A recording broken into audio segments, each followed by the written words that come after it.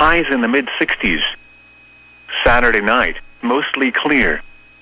Lows 35 to 40.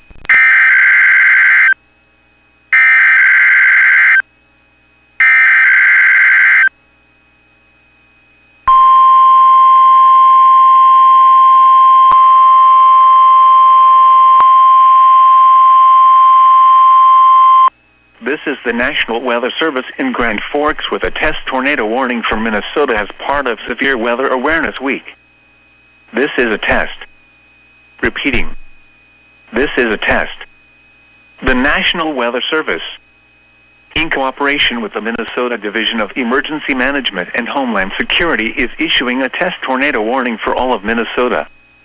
It will be in effect until 2 p.m. this Thursday afternoon.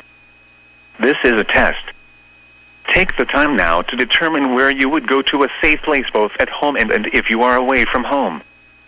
Once again, this has been a test as part of Severe Weather Awareness Week.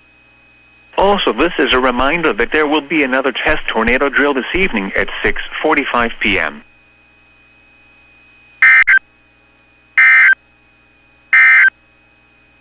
The forecast for the greater Bemidji area.